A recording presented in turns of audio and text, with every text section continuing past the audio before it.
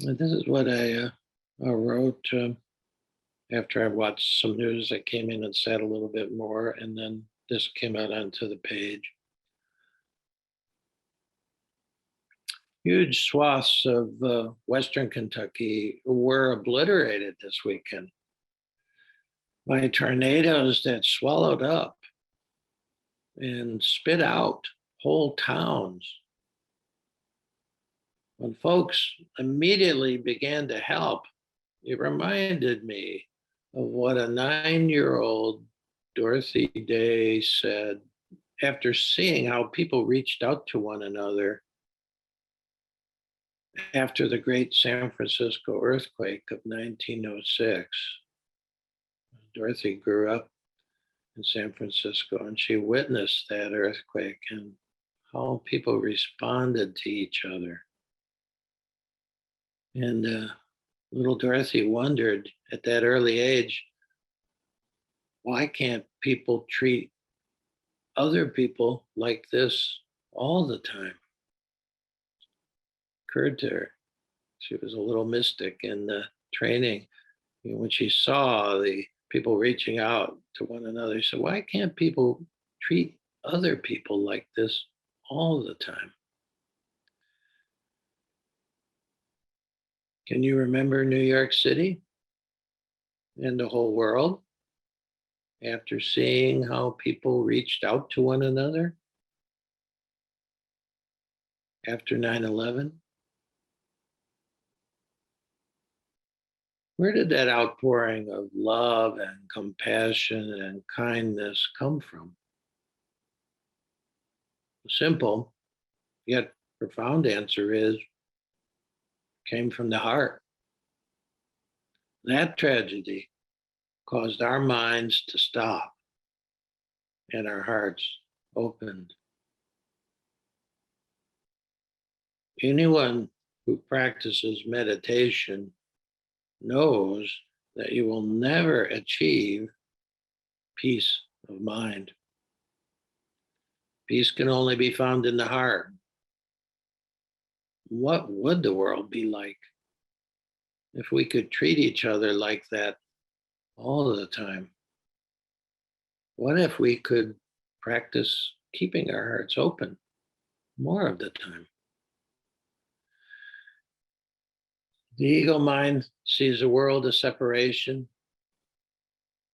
sees a red America and a blue America, sees us and them. How we see is what we see. And the heart sees wholeness and not division. The heart sees wounds to tend and people to befriend. Near the end of her life, Dorothy Day wrote this in her journal. The older I get, the more people I meet, the more convinced I am that we must only work on ourselves to grow in grace. The only thing we can do about people is to love them.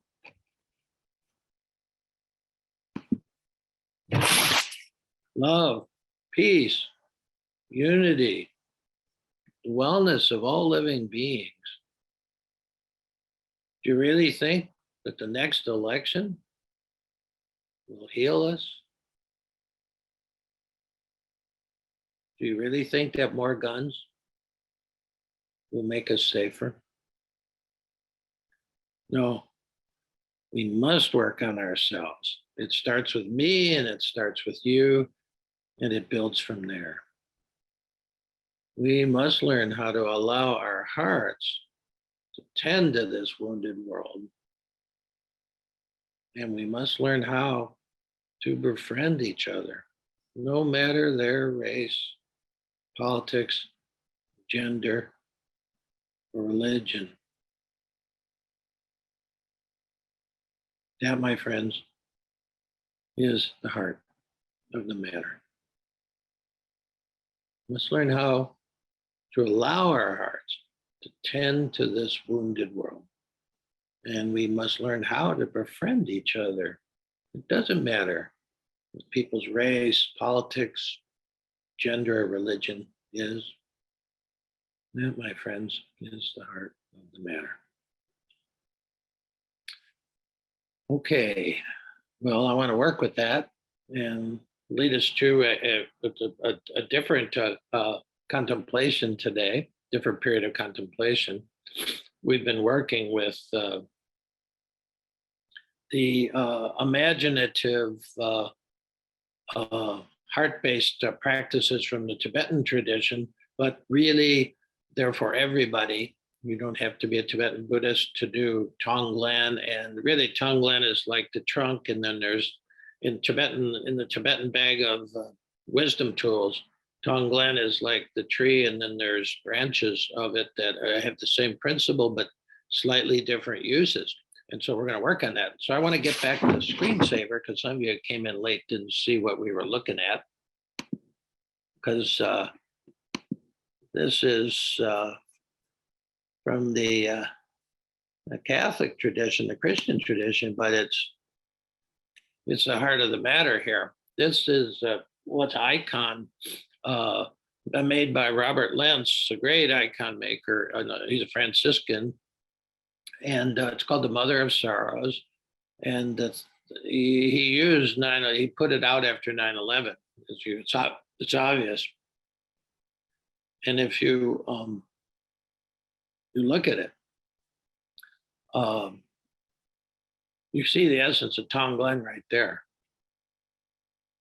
The Tonglen attitude is right there. And you also see some of the practicalities of Tonglen.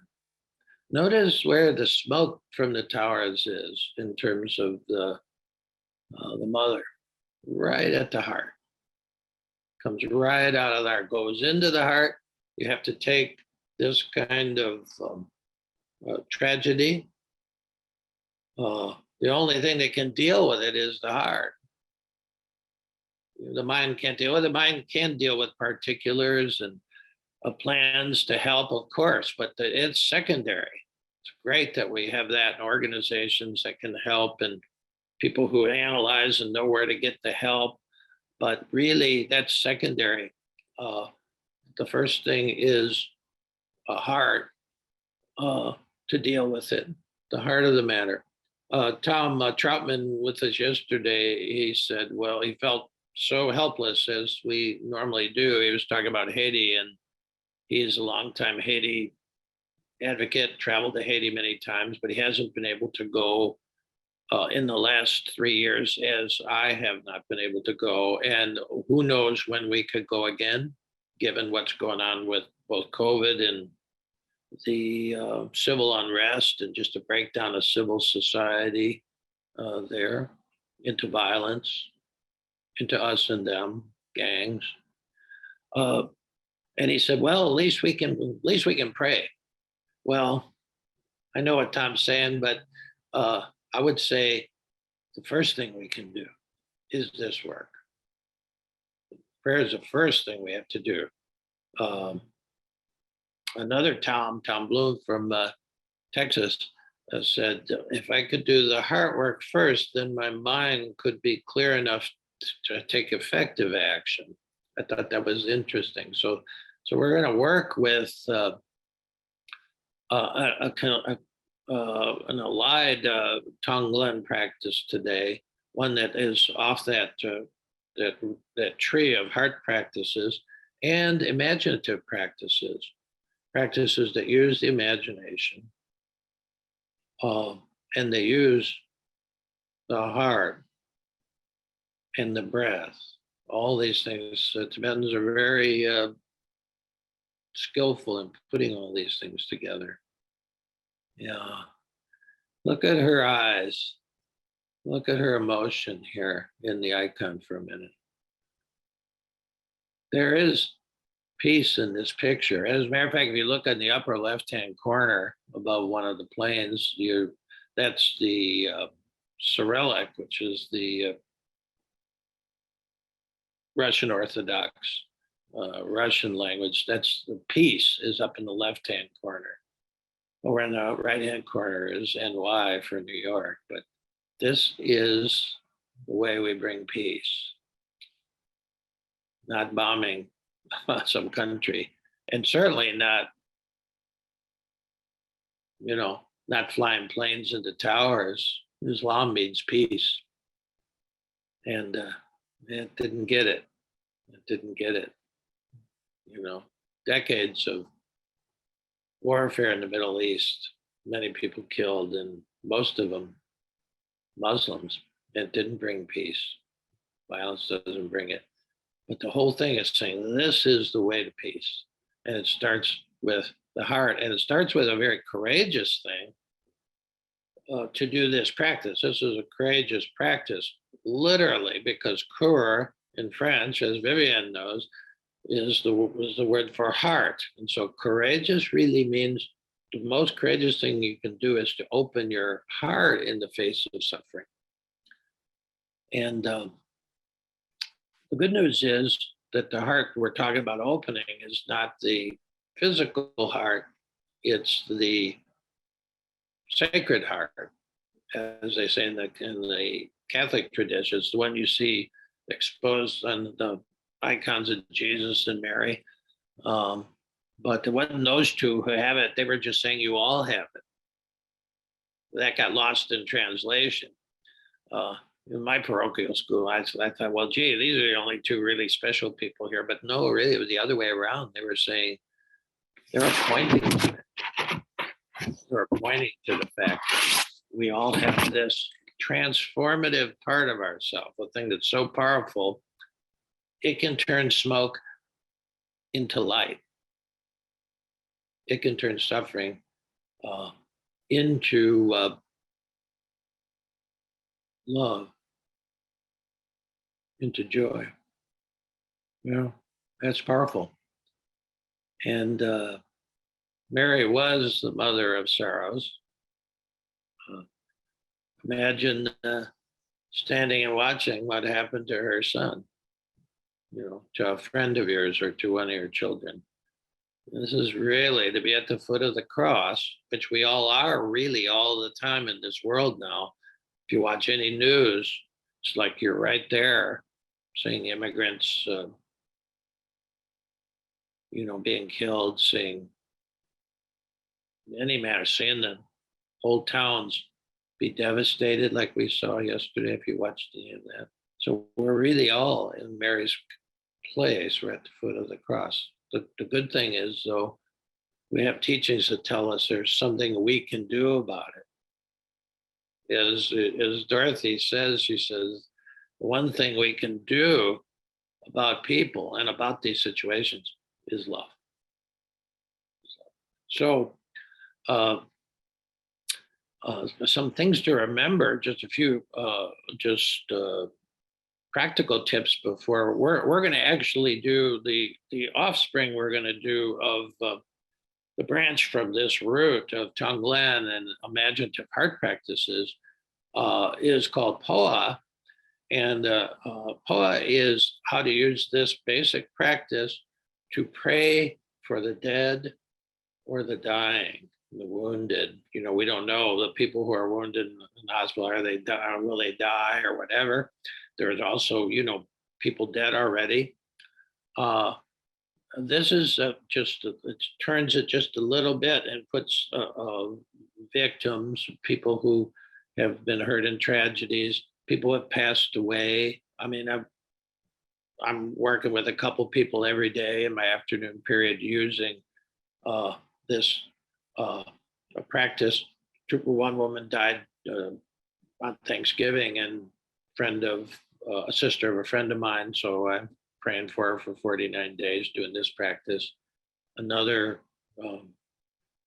guy and his wife, he's sort of actively dying, and he's in that last stage. So you could use it for people who are struggling, dying, near death.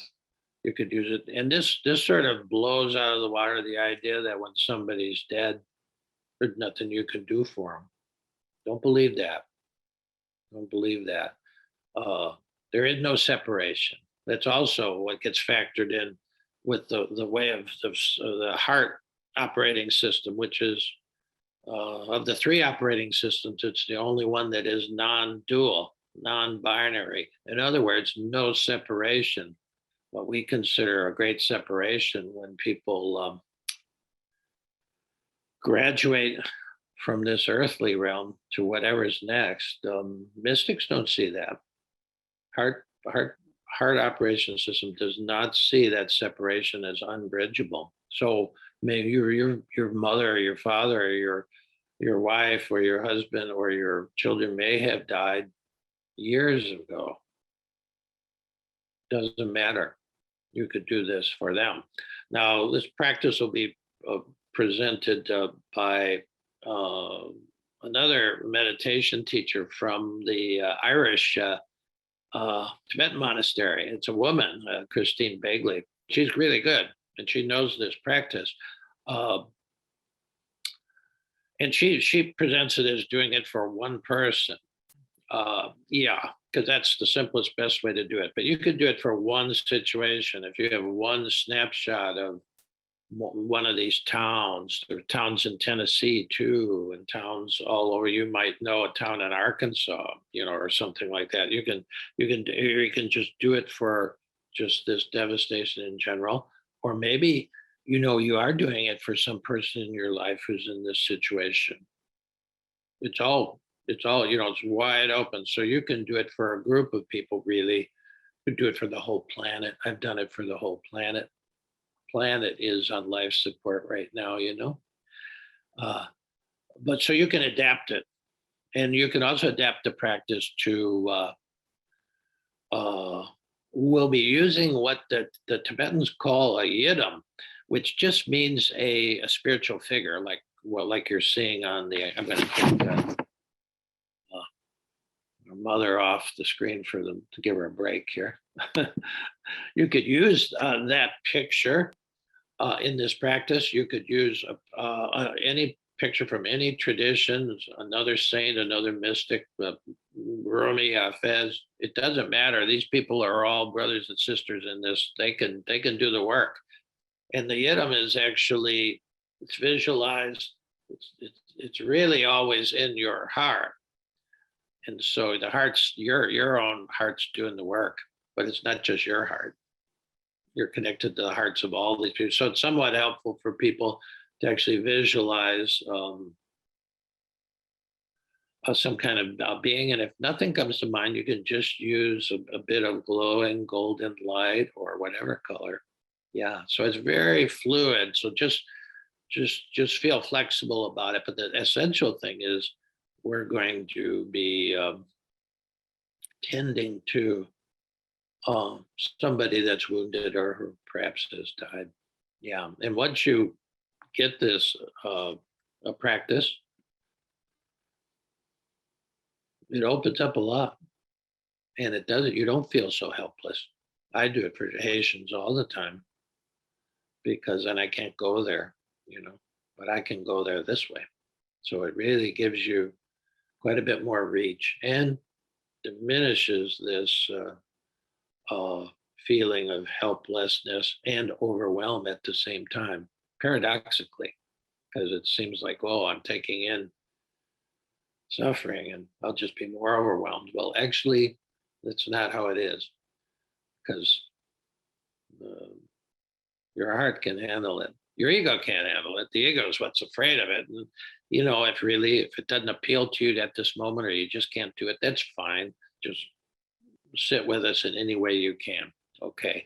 But for most people, most of you have done this before.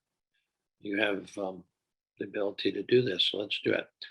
So I think that's enough. Let's start just doing breathing, because breathing goes throughout the thing. The only thing you really have to do with this guided meditation is breathe along with it. Keep your breath. Keep mindful of your breath. So let's start with the breathing.